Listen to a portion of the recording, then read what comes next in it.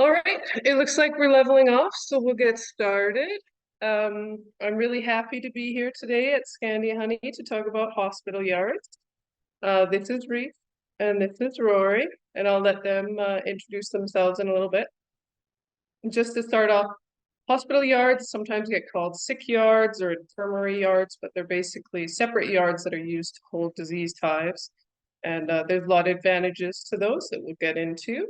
But the main one is to isolate them from the rest of the operation and to locate them in one area to make it easier for treating. And I'm really happy to be talking with these two about this because Reece recently said at Scandia Honey, they are mite killers first, pollinators second, and honey producers third, which I think is pretty awesome. So we're going to start with Reece here. So Reece, can you tell us a bit about your operation? Yeah, so I've been doing this for about, I think this is my 28th season, and we're a commercial beekeeping operation. Um, of course, like any beekeeping operation, we're constantly struggling with diseases, mites, that kind of stuff. Um, yeah, so we've had some disasters, like every operation has had, and I think in our last disaster that we had with mites, and it was mites, uh, it just seemed to be a couple of years after that before we recovered. And without question, it's from the viruses. So, a couple of years after we got our mites under control, we were still fighting with just bees not being great. And so we thought we got to do something different and get some of these sick hives that we're never growing. You change queens, and they just seem to be sick for a long time. And then all of a sudden, by year kind of 3, suddenly they were kind of gone. But these viruses. But so what we thought is is to start pulling all of these sick hives out. And mostly it was viruses at the time, although we were seeing the odd AFB, not very many. But then EFB, European, started creeping up on us about maybe 3 or 4 years ago. And that just kind of came out of nowhere. And we kind of thought we got to start getting this stuff out of our yard. So we started getting half serious about doing a hospital yard and or sorry, hospital yards. We started about maybe 4 years ago and then got really serious about 3 years ago. So we're on our kind of our fourth year of doing it right now. And we think it's making a world of difference. We know it's making a world of difference. So what we've done is we've taken an isolated area um, that there's none of our bees around or any of our neighbors' bees. And we've found some bee yards up there. And I hired, well, no, he was working here. It's Rory on the other side over there.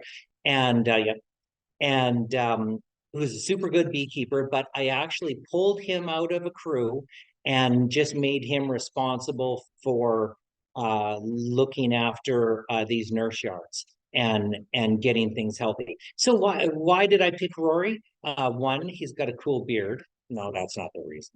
Um, the um, the one reason that I picked on Rory for this job was that even before uh, we got the nurse yards. Rory's been here for 10 years. And but I noticed in the 10 years that Rory was always coming up with suggestions that he was finding on the internet, and whether it was or he was talking to other people, or he was going to, he'd sometimes go up to convention and just pick people's brains himself. And but like 6 years ago, 7 years ago, he'd say, there's this beekeeper I saw on this YouTube channel that he's doing this with Varroa, or they're doing this with Formic or something. And so he definitely had an interest in keeping bees alive. And so I thought, this is the guy. So anyway, so I pulled Rory out of a crew and just made him responsible for uh, looking after these hospital yards. So at Scandia Honey, so is it okay if I keep going? Yeah, You should tell us how large your operation is, kind of where it is geographically, and maybe how many crews you use. Okay, so we have about boy, this year we kind of accidentally grew. We're getting, I hate to say it, but, and I don't want to jinx us, but we're getting to be better and better beekeepers all the time. We Our losses have been outstanding. And one of the reasons why hasn't been these hospital yards. There's a lot of other reasons, but so this year we probably grew by a good 1,000+ hives by accident, which is a good accident. And unless you're trying to sleep at night, then it's not good. So I would say we're probably at about 16,000 hives, something like that. And but and that includes like Rory's stick yards. Um, that also includes that we have a queen kind of production team that they have a lot of hives themselves as well. And so if you combine everything together, it's something like that. Uh, yeah, so we really have about 4 crews that look after about 3,500 hives to 4,000 hives per crew. So it's their crew. So it's a team of 5 or 6 people in a crew, say 6 people, and they look after 3,500, 4,000 hives. And yeah, so they're doing their own thing. And they have their own areas, they have their own bees that they look after every year. And people that have heard me speak before on this and have talked to me privately about this, where I'm kind of big on a bonus system, and we'll get into that a little later. But that's, I think, a big reason why our success has really gotten better over the years, is that I give bonuses based on how well the bees are doing and how well the bees are surviving over the winter. And boy, beekeeping has changed. Guys really care. It's like myself, money is a big motivator, and that's with everybody. And boy, when you start motivating guys with money at Scandia Honey, it sure changes the way they beekeep. It's doing awesome. Anyways, so going back to anything else am I missing? I think you answered everything. I did want to ask you, when did you first hear about hospital yards? So when I first bought this business in 1996, I remember going to my first bee convention, and I had never seen a bee before in my entire life. I knew nothing, and I remember somebody was talking about drones. I didn't even know what a drone was, and but I do remember even back then that reading books, because again the learning curve was huge when you're buying 8,000 beehives and never seen a bee before in your life. But I read, so that learning curve for those first few years was huge. And you'd hear about these nurse yards and all the time, but you think, you know, is it just setting some hives off to the side, and I know what happens. They end up getting forgotten about and neglected, and nothing gets done, and then they end up just dying anyways. At least you're getting them out of your yard. And then it came to the point where you wouldn't even, guys don't even do that. We were just trying to nurse hives back to health in our regular locations, and that didn't seem to be working very well either. So again, I've heard about it. It's always been out there to do it. We just never got serious about it until about 4 years ago, and it has been a little bit of a game changer at Scandia Honey, uh, uh, for a few reasons. But the main reason is I'd rather have. I mean, my guys are good beekeepers, but I'd rather them spend their days doing great beekeeping instead of nursing hives, that us nursing sick hives back to health. So that I just thought, let's just have one guy do it, and get those out of the bee yard, so my guys don't have to worry about it. And the other thing that I always worried about too is that you forget which, let's say one hive is fighting with uh, viruses one year, and then the next year it's winning that battle and looks pretty good. and then next thing, maybe somebody steals a frame of brood from it because they forgot that it was sick the year before, and still you're starting to move some viruses around or something like that without even realizing. So we just thought, let's just get that stuff out of the yard, and not only viruses, but even EFB or rarely AFB. So what did or how do your other crews like once you switched to hospital yards? Were they appreciative of that? Very much so. So it just took the pressure off of them on worrying about looking after looking after hives. And even let's say by fluke we're using let's say we've got some AFB. So I don't want to be given a bunch of guys, Oxytet to be administering themselves. This way I only have one guy, and my guys don't want to worry about it either. So really just Rory does that. But quite honestly, I do leave Rory on his own. He does a lot of research on his own. We talk about stuff all the time. Uh, we're always talking about stuff for with beekeeping. And he'll bounce different ideas off of me and we'll try different things.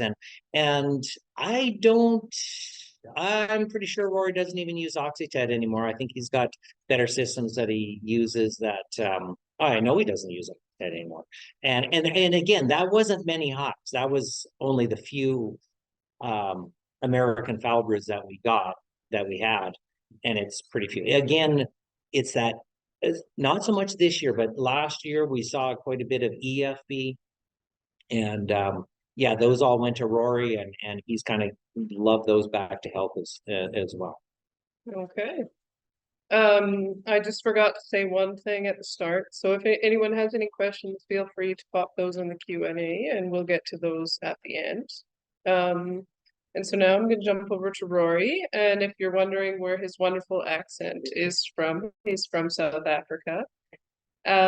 So my first question for you was, how does it work? Like, do the other crews just drop the hives off and you show up one day and there's more hives in these yards, or how does that go? So what happens is those guys would work up at the yard, and then if there's a sick hive or something wrong with it that they don't know, then they'll just flag it, and then uh, during the evening I'll go pick them up when the bees aren't flying. Oh, so you have to do a lot of driving around picking Yeah, up sick hives. sometimes it's one per yard, sometimes it's five a yard, sometimes it's a whole yard.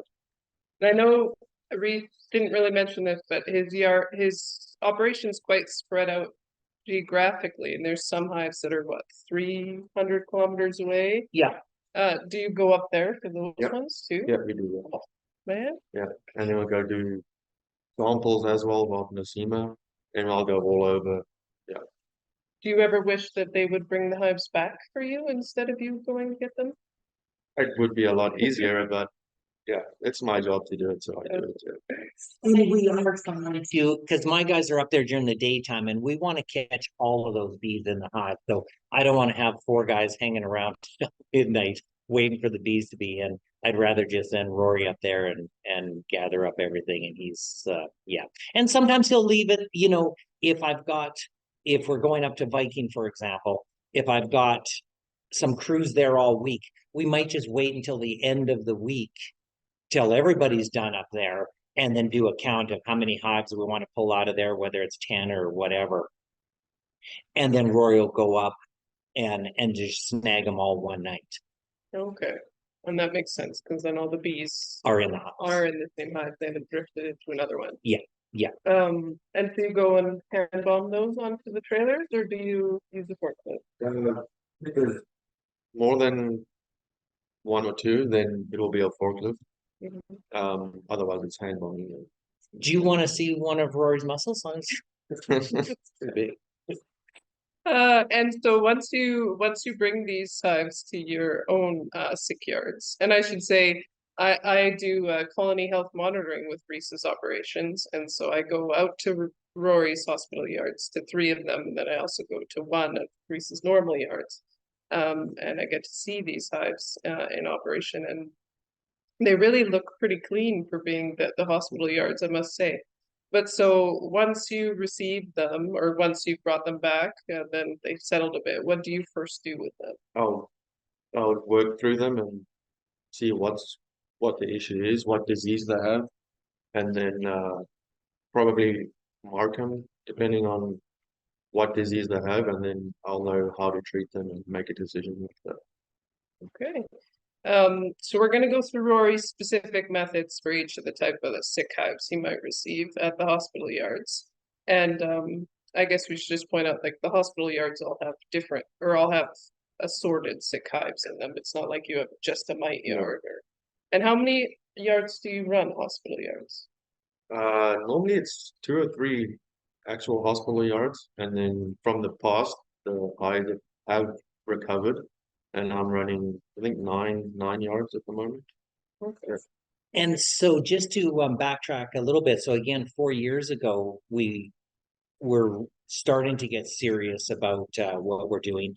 So 3 years ago, in total, the guys, Rory would have picked up 500 hives that first year and taken them to his hospital yards. So we had 500 that first year, and then last year he would have got about 300 hives. So it was getting less, and then this year, 2023, only about 200 hives he picked up. So, and that's good to see. And it's not that my guys are not picking them out. I think I think we're just, things are just healthier, and maybe one of the reasons why they're healthier is we're not cross-contaminating our other hives in that yard because we're getting them out of there. So yeah. So what do you specifically do when you have a hive dropped off, or not dropped off? I thought they got dropped off. A hive that you've picked up with AFB. Depending on how strong it is, if it's decently strong, then I'll probably do a shook swarm. I think that method has worked more often than not, and if it is too weak, then I'll probably just kill it off. Okay. Can you tell them a bit about shook swarm? Not everyone might know that method, and I haven't actually heard of that many commercial beekeepers doing it with success. So it's good that you're working on it. So when I talk about a shook swarm, it's taking the original hive and shaking all the bees onto 9 frames of foundation or 8 frames of foundation, depending on your setup, and then feeding them, and then just keep feeding them. And I could put a little oxytet, which I don't like to do, but then I'll change a queen most likely once the queen has started laying. Then I'll change the queen, because changing the queen as soon as you shake the swarm, it almost never seems to work out. Like the hive just dwindles even more. So once they get established, then I'll change the queens and then just monitor them like that. Okay. So what do you do when you have hives with EFB? EFB, if it is strong enough, I will most likely treat it with oxytet or terramycin, and then if it's a little bit on the weaker side, I might combine it through a shook swarm. So combine 3 or 4 of them and make one hive, and then normally I just shake all the queens into one, and then they fight it out. And then later on, I'll do the same as AFB, and change the queen and just monitor it like that. Okay. And I know we talked about chalk brood a little bit before, and I think the guys will leave hives in their own yards until the chalk brood gets really insane. But you do get chalk brood hives sometimes. Yeah. What do you do with those? So most of the disease hives I get are chalk brood, and it varies from different levels of chalk brood. And normally I just change the queen, and then take out all really bad infected frames. And then if I have any good hives with healthy brood, then I'll add a frame of emerging brood. Yeah. Do you find chalk brood to be challenging to try to clear out? It definitely can be. Normally gets worse before it gets better. I've noticed that it takes, from changing the queen, it can take up to 3 brood cycles to actually get rid of the chalk brood, if or when it does work like that. Yeah. Okay. Do they bring you mite bombs? mite bombs are like hives with really high Varroa numbers. Do you get those sometimes? So, Not many, but they are, and you can tell that those hives have had high mite levels from the viruses like parasitic mite syndrome, and which is those ones are normally just kill off if they're too small. Yeah, back brood. sac brood as well. Yeah, Mhm. and that's just changing queen and taking out those frames. So Yeah. So for most of your diseases, you're changing between. yeah, Okay. because the disease most likely will filter through to the queen. And then so when you do decide to kill a queen or kill a hive, how do you do that? Normally we just burn it. I think that's the easiest. Yeah. So you wait till night again. Wait till night, and then we have a burning barrel, burning pit, and we'll just burn it right away. Okay. So you just put the whole thing in. The whole hive, lid, canvas, everything that could be infected. Okay. Um, I talk with commercial beekeepers a lot on how to kill hives, and it seems to be something that we need some work on. And so you can stay tuned because at BTech in February at the Deerfoot Casino in Alberta, I will be talking about how to kill hives. So Rory, where do you look for resources on how to manage diseases? I know Reece mentioned YouTube, I think. Yeah, well, that's yet one. Yeah. Yeah, normally we follow quite a few of the bigger beekeepers and see what options they have and what they recommend and what works for them, and then try and implicate some of those into our operation and do experiments to see if it actually works. Okay. Other than beekeepers, are there any um I do watch quite a few webinars okay. of guys from the States as well. Mhm. One of them, Randy Oliver, who is a beekeeper, and just see if he has any good ideas. It's not all gonna work, but he does a lot more experiments than what beekeepers normally do. Yeah, and his experiments are ones that are made to Yeah. give you data that beekeepers can go and use right away, I find. So Rory, what treatments would you like that you don't currently have? I think the oxalic acid glycerin pads, I think that's a slow release, so I think and you can use it during the summer during the honey flow, and it's not as harsh as like a formic, and I think that the data is good on it. Yeah. Are there any other ones? I imagine it would be nice to have something that would help with chalk root. Normally, yeah, for chalk breed it would be nice. Yeah, I don't know how well the probiotics work. I think some of them it's just a money grabber, but yeah. Yeah, I guess I should ask, do you guys use any sort of treatments like that? Probiotics or feed stimulants or, oh, you have that pasta stuff you eat. Yeah. And so far, I've found my health has been way better since I started. Uh, the you know, no, the only thing that we did try this year, and and I did exactly what I hate that beekeepers do. And so often I preach this all the time about using controls when you're using something new. So make sure you have some controls to make sure it's working. Because I hate it when you blanket treat your operation with something or blanket do something and then you say, oh, it's working awesome. And then you say, well, how did the ones, are you sure that it worked well? Anyways, I did that this year.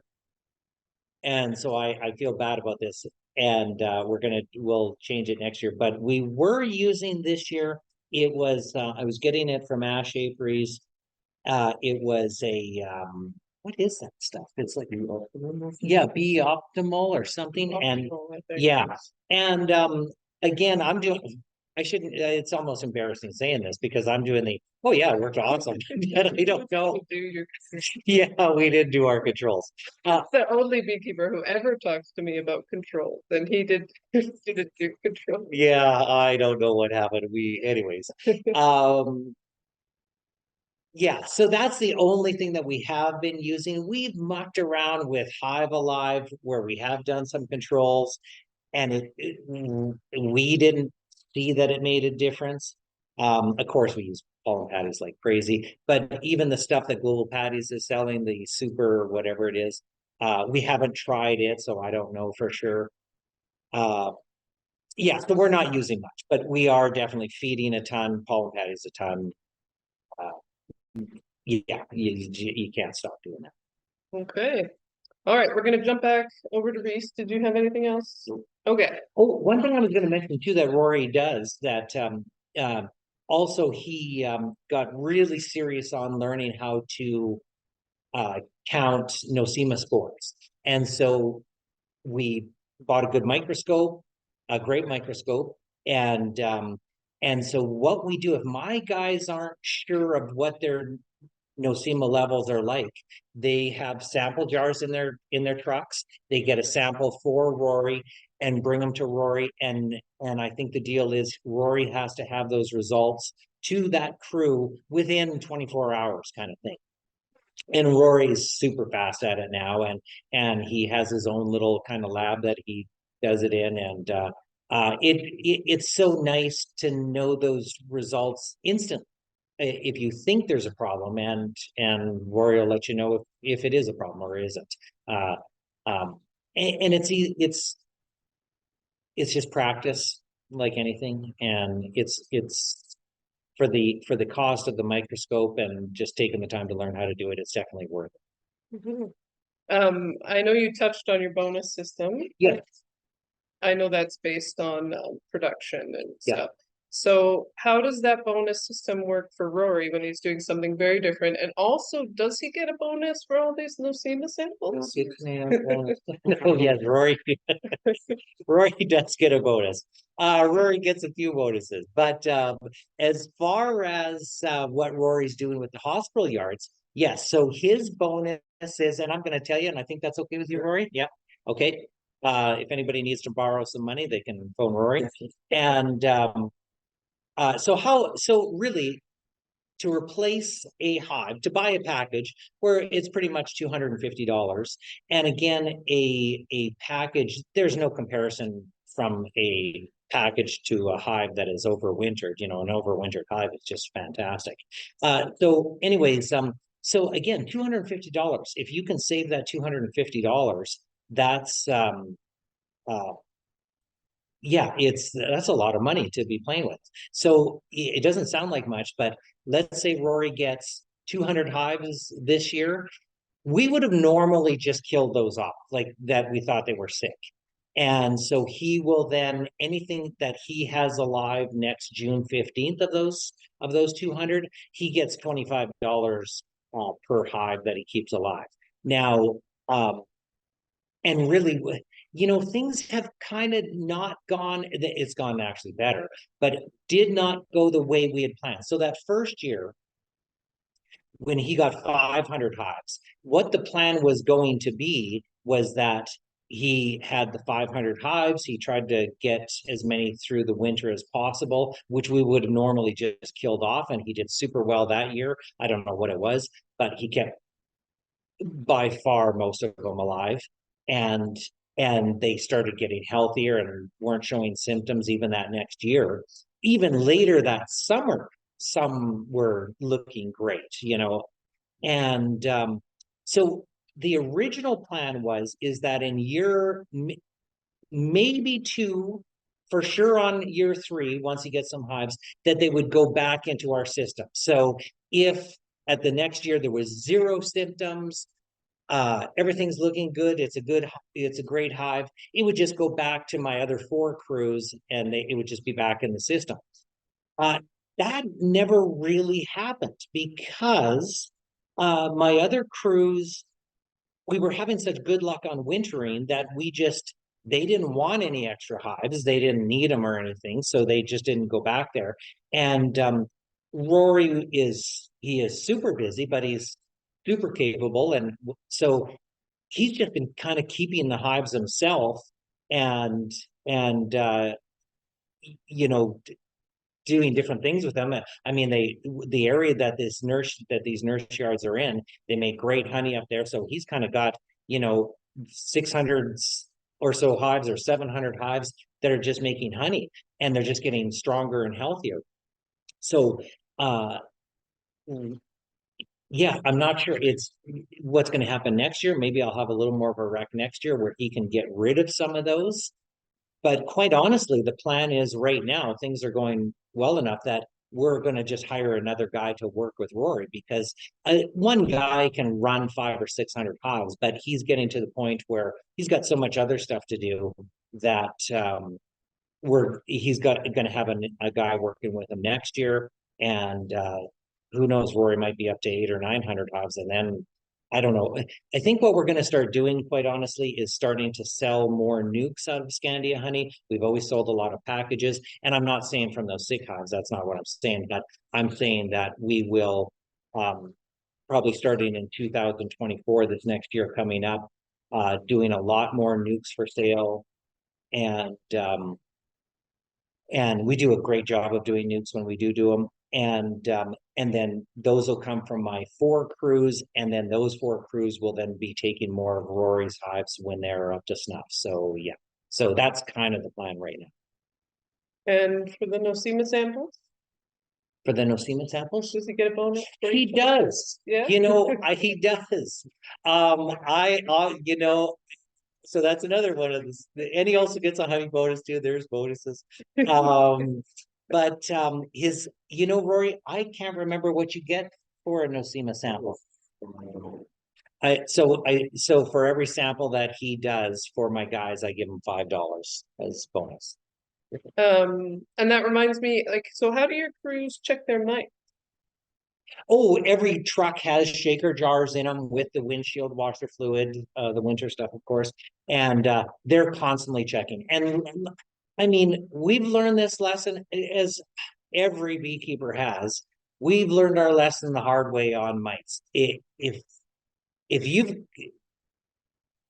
We're mite killers first. If you don't kill your mites, you're not going to have bees. So that's number one for us, is killing mites. So these guys, we're on top of mites all the time. And, we are changing, at the VAR seems to still be working quite well for us. But again, we're getting out with our oxalic acid vaporizers a lot. And I'm going to be mucking around with some new stuff. Rory was even experimenting with some form of pro this year, and I think there was a little bit of a hiccup on supplying it for some reason, but I think all that has been figured out. And so we might be doing a lot more of that next year, or maybe going back to the formic acid pads. Yeah, we're just on it all the time. We have to be. Okay. And even mixing up something in there that maybe doesn't have a awesome efficacy rate, like hop guard or something, just throw that in there in the mix, just to help out every once in a while, especially if your mites are low. If you keep those mites, as soon as you get high mite levels, you're in trouble. It's hard to recover from that. So just don't let them get that high. Just stay on top of it. And it might hurt a honey year 1 year, but it's going to be worth it 2 years from now or 3 years from now. You got to stay on those mites. Yeah. So I know in the past you've sent comb out to Vancouver to be irradiated. Yeah. You used to send all the AFB frames and all the old frames out there, and you've had some difficulties with that lately. Yeah. Could you tell us about that? Sure. So we did it for a long time. We did it for years, and then I decided, one of the things is we decided to do some controls on it. So packages are great to do experiments with because you're starting with everything being the same. So we would do half a yard. It was always the passenger side was always the control, and the driver's side, when you pull into a yard, was always the experiment. So yeah, thanks. And so when we were doing the irradiation, we would do the experiment side with the irradiated frames and everything in boxes, and the other side was just a control, just our regular whatever from deads from the previous winter, and shake packages in. And we thought for sure we would be able to tell a difference. Like that was our hypothesis on it, is that they're just going to be healthier. We could not see a difference. So that was one thing. And then it just started to be, well, it's getting expensive, not just for the cost of having the frames and the boxes irradiated, but also the cost of the trucking is well, like everything in this world is getting more expensive, and just even the labor in putting them in bags and then putting them in the cardboard boxes. Then it started to turn out that we'd send them out there, and we had this happen a couple times. They're getting, and I get it, they're dealing with a lot of medical supplies and stuff and medical tools out at Iatron. But um, you know, our we get some boxes with some larvae on it, whether it was wax moth or whatever it was, something on the outside of the box, and they'd reject the whole shipment. And so I had that happen a couple times, and so I'd be sending this stuff out to Iatron, and it was costing me $2,500 to send it out there, and they'd reject it because they found a worm, and then send it back for another $2,500. And I kind of went, I just can't afford to do this anymore. And I don't think it was making a difference myself. And I hate to not recommend Iotron, but this is just our experience. Yeah, yeah, and yeah, we when Rory talks about burning hives and burning frames, and we do burn through a lot, and we do get rid of a lot, but we just find that having new frames in hives does make the bees just way better. There's just no comparison. And I know that's been preached to me for 28 years now. I've changed those old frames. I do remember one of the first, I took the Bee Masters course in 1998. And I think it was Dr. Mark Winston was asking, okay, who in this room? I think there's, let's say, 40 beekeepers in the room taking the Bee Masters, and I had no idea what I was doing. And he said, who in this room hives, has bee frames in their hives that are 20 years old? And of course, everybody puts up their hand. And 30 years, and half the people start putting up their hands. And finally, he said, who has frames that are 40 years old in their hives? And I, like a keener, put up my hand and like, I'm super proud of this. Like, we look after our frames. And he just pretty much said, you're kind of an idiot to have frames in your operation that are 40 years old. And boy, we do notice it. Like, you even shake a package on super frames that have never been laid on before versus frames that look really good, that are dark, that have been in the system for even 5 to 8 years. Boy, they sure take off when they're on super frames, that have never been laid in before.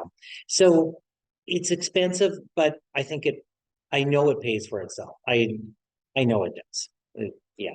And frames right now, I've got a bunch that are coming. I mean, boy, they're $4 a frame or more, when you're putting in a frame and foundation. So it does get expensive, but again, cost of replacing packages, cost, if they're good strong hives, you can do some splits with them. You can they winter, it pays for itself. It really does. So don't hang on to those old frames. There's some beekeeper that will buy things from you. Yeah, no, and I won't even sell them anymore because I feel I sell a lot of frames. We sell thousands and thousands of frames here at Scandia Honey, and they're all awesome frames. I just would never do that to somebody because I know that it's not right. Mhm. So I think you talked about this already, but maybe if you have anything else to say, do you think that hospital yards have changed the health of Scandia Honey's bees? Yes, I do. Yes, I do. And not just again, it's getting rid of those potentially um sick hives that are going to contaminate other hives in that yard. But it just takes the pressure off of my crews that are out there trying to beekeep.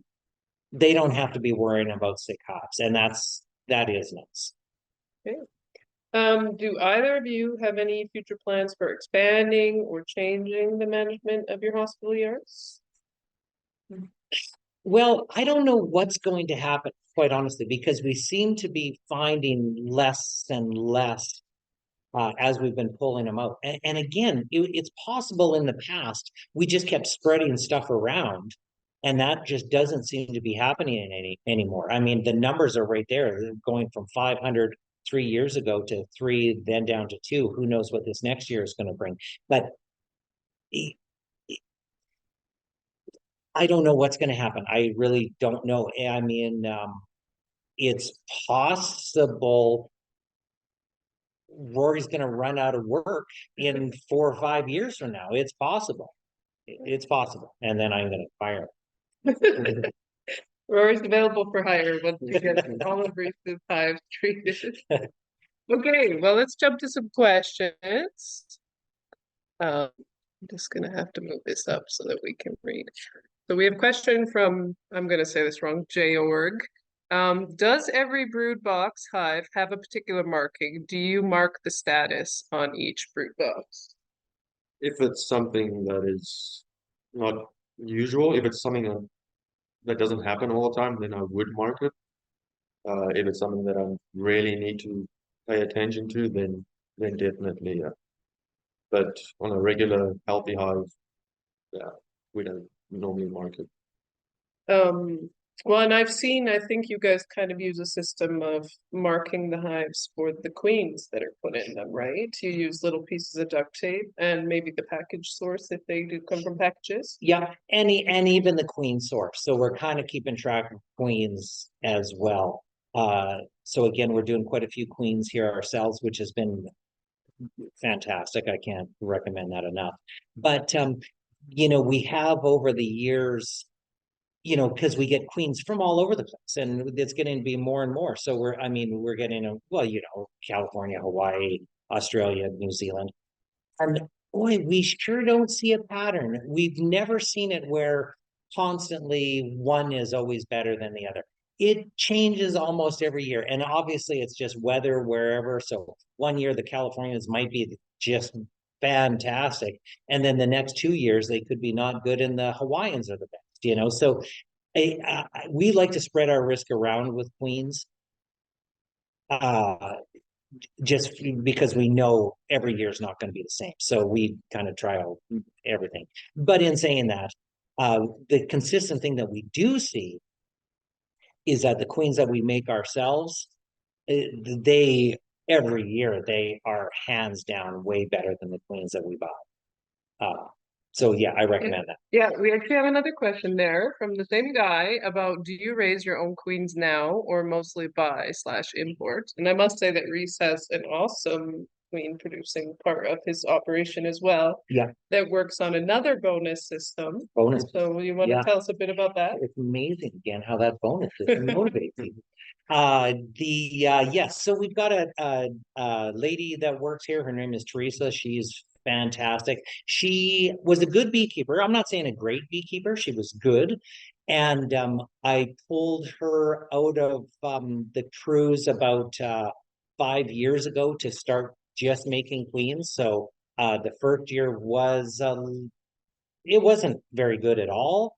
And she just started figuring stuff out. And then it's just progressively getting better, where she's now got her own staff and she's doing thousands of queens.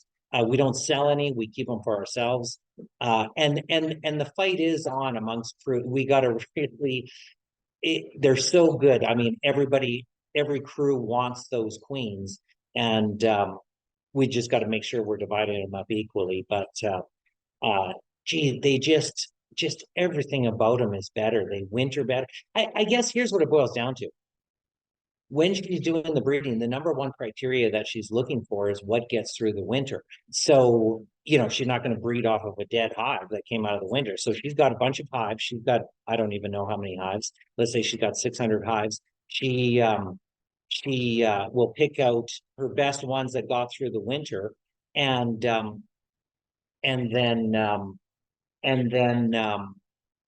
breed from those. Well, that's one thing that anybody in Hawaii or California is not doing. They're not breeding for our winters. They can't. They have, these queens are getting through. She winters some outside and inside. So we're kind of, spreading that around. But those hives that are sitting outside in -35, Hawaii is not breeding queens that can withstand -35 during the winter.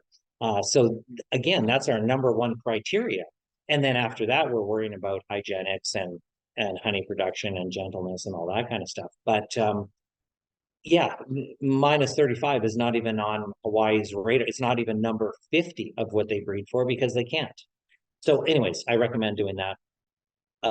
And once you get it, I mean, it's not easy, but it's practice, practice.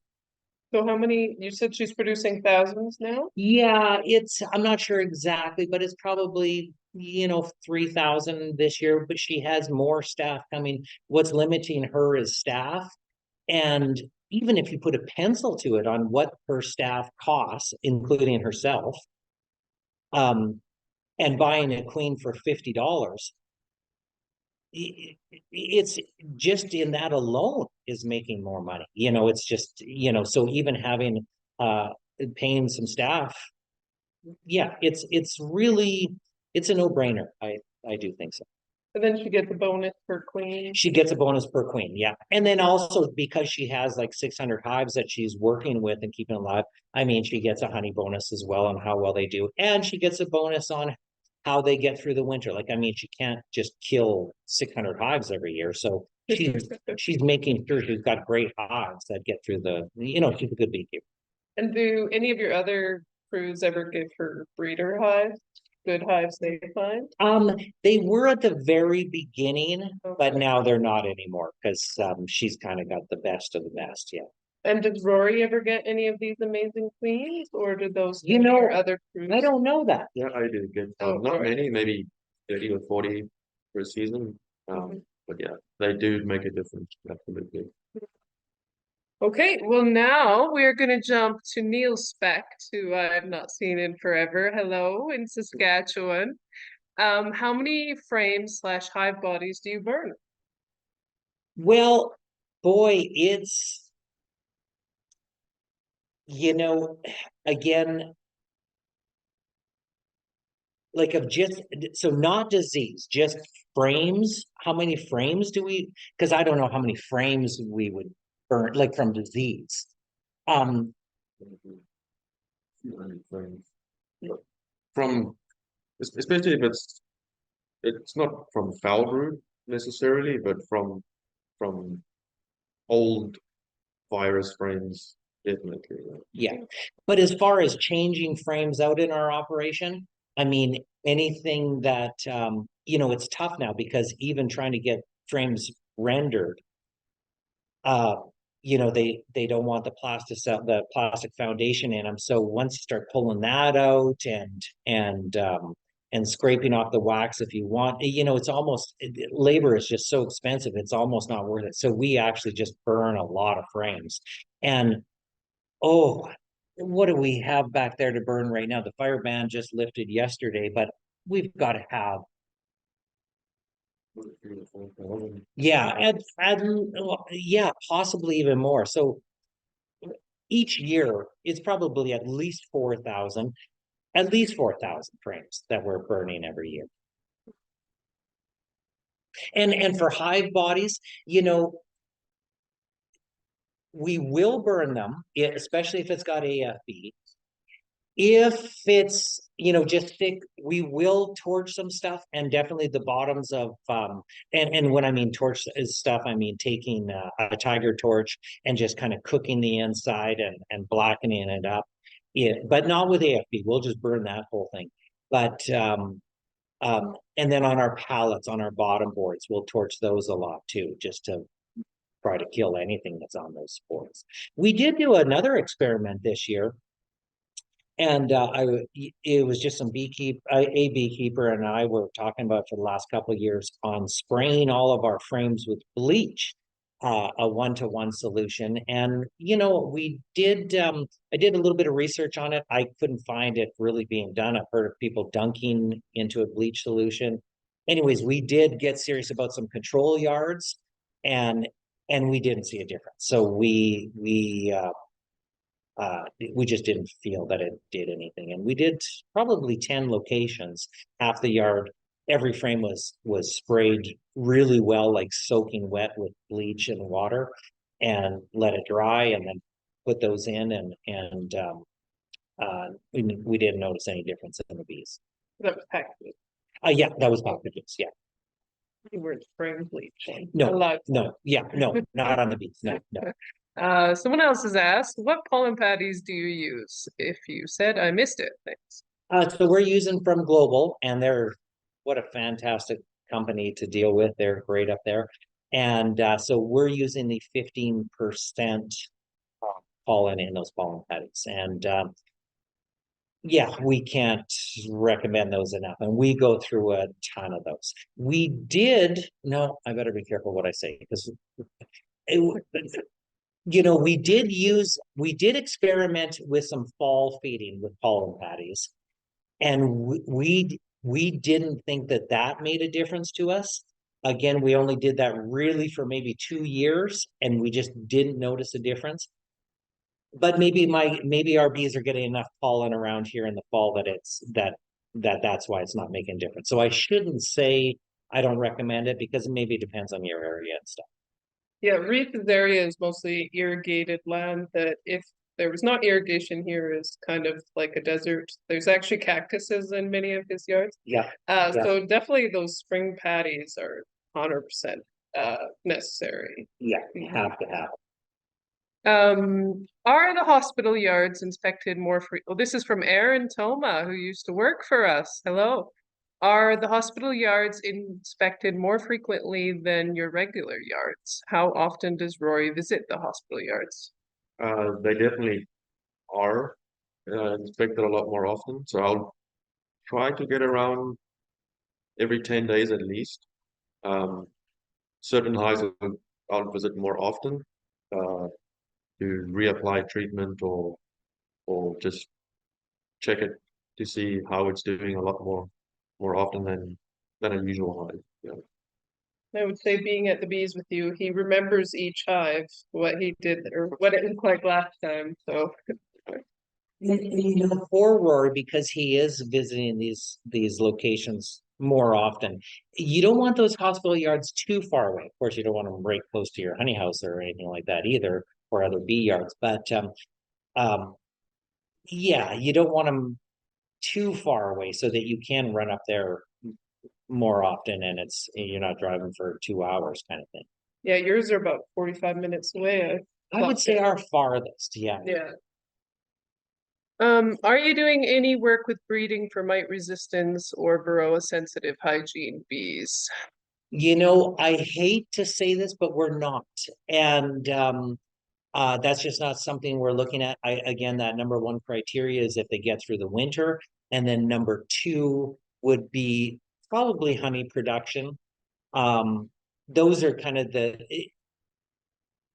yeah. So it could be coming in the future. And maybe when Teresa's got more staff, which she is getting more next year, that might come into it. That takes a lot of it might be somebody else, not her, that does that, because that's a big job going through stuff and figuring out how they're doing with mites. So it could be in the future, but it isn't right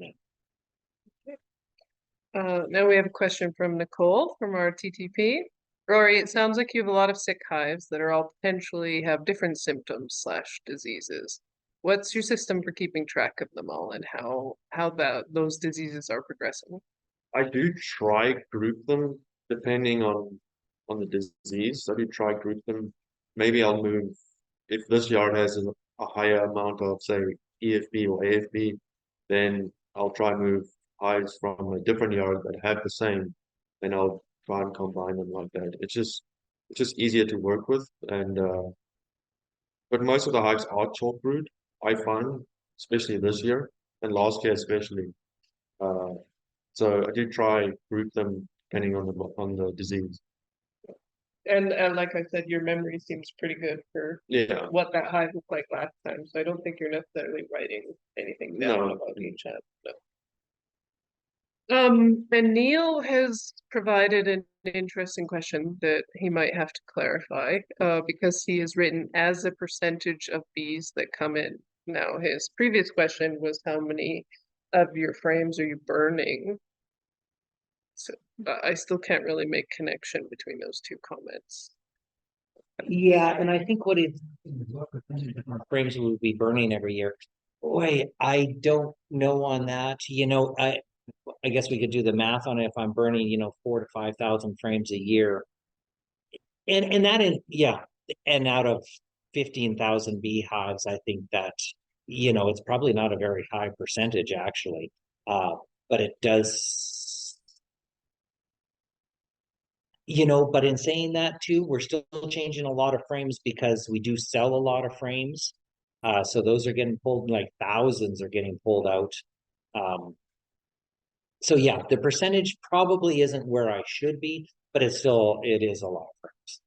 And you sell frames because it's kind of a side business of importing packages and selling those to a lot of hobbyists. Exactly. Yeah. Yeah. Hobbyists are a big part of our business, and we sell a lot of packages, and we were selling some nukes. It just seemed to be time consuming. So I think what we're going to do, and it just never seemed to work well with our system, but I think what we're going to be doing next year is actually, well, again, I'm putting one guy in charge of this. I think we're going to have kind of a separate little crew that's all they do in the spring is do nukes, and because the demand is there, and we get a lot of calls for nukes, and yeah. So I think we're gonna if yeah we're gonna start supplying more nukes. So when I saw your presentation before, I heard you have a really wonderful wife who sells all your packages to hobbyists for you. Will she be selling these nukes as well? I don't know if she will be. She's getting kind of cranky as she gets a little older. But no, Echo does a fantastic job. Yeah, and it's funny because I've told this story before. The, we've been selling packages all across, well, Canada now for 28 years, and now I just kind of restricted to Western Canada. And anyways, probably about 12 years ago, I said to Echo, I said, I'll look after the commercial guys. You look after the hobby guys who want to buy, smaller amounts of bees. And I think at that time, to hobby guys, I was only selling about 100 packages a year. It wasn't very many at all, but it just, took some time. Anyway, so that was, let's say, 10 or 12 years ago, 10 years ago. And so I said to Echo, you look after the hobbyists. And I think this year in 2023, I think Echo sold to hobbyists for packages. It was a good 2,000 anyways, if not more. And I just kind of went, holy mackerel, that's a lot of work. So Echo looks after all of that. And yeah, she's doing, well, obviously doing a way better job at it than I was doing. And again, and I've said this before too, when I say the word hobbyist, it's funny because it makes it sound like they're not a commercial guy, that they're just mucking around, and that's not the case at all. Like so many hobbyists that I know, I mean, there's just some outstanding beekeepers. Like, would I say I'm a great beekeeper? No, I would say I'm a good beekeeper. um I'm great at managing a lot of hives. That's what I would say, but I'm not saying I'm a great beekeeper. But there's some hobbyists who have 5 hives that are great beekeepers, and they're spending time with those hives. So in no way am I knocking hobbyists at all, because there's some that are just outstanding beekeepers. Okay, and Neil has clarified his question. So his percentage question was about the numbers that come into the hospital yards. So maybe what percentage of the frames are you burning of the hives that are coming into the hospital yards? Most of the frames would be from EFB or AFB hives or severe chalk brood, and hives that I can't save, and then those frames will be burnt. And if it's an EFB or AFB hive, then boxes, actual hive bodies would be burnt. Percentage wise, it's actually a very low percentage. Especially the first couple of years, there was a higher percentage. I would say 40 to 50% of the frames were burnt, and then the last couple of years, it's definitely got lower. Um, and Jeff has come in with an awesome question here. Does Echo get a bonus for increasing package sales? Oh, man. Her bonus. Wow, that's almost put us into bankruptcy a couple times. Yeah, Echo is she's well compensated, I guess you could say. Yeah. Will Yeah. she get to park her car and stuff? No, still her car goes outside. It's not allowed inside. No. Oh, we did get another one. Okay. Um, this Georg who had given us some of our questions says thanks for your comments on hobbies. Hobbyists, you got me my first hive and I still breed from it. And he doesn't use honey excluders. Okay. Get that from you as well. We might have, and Oh, honey excluders. Honey excluders aren't the thing. Is that one of your things? yeah, that is one of my things. And we've Okay. mucked around with those a few times and it always turns into a train wreck. So we just don't use them. So because they're queen excluders, you call them honey excluders. That's what I call them. That'll be Yeah, one. yeah, Okay. yeah, Mhm. yeah. And I did it, yeah. And we just have trouble with the bees getting through them, and that's just us. And we might be doing something wrong. I've heard of some beekeepers taking some frames of brood and taking them out of the brood chamber, putting them into the super to make those bees go through. And we haven't really done that, but we're happy the way we're doing it right now. So maybe that's the trick on those queen excluders, is to get a couple frames of brood up top and then those bees will start going through. Okay. Well, I think we're out of questions. And so I think we're going to conclude it here. But I'm glad that we could talk about this today. And I'm glad I really like to thank you both for having me at Scandia Honey for the webinar. And Yep. for No, sharing my your pleasure. information. And again, if anybody has any other questions you can, that weren't covered today, you can send me an email or give us a call or, yeah, we're always happy to help out. And we do, because we are selling packages and stuff, we're helping out guys all the time. I want guys to be successful. It's a great, great hobby and business to be in. And there's a lot to learn, but, yeah, no, feel free to get a hold of us. All right, bye, everyone. Thank you.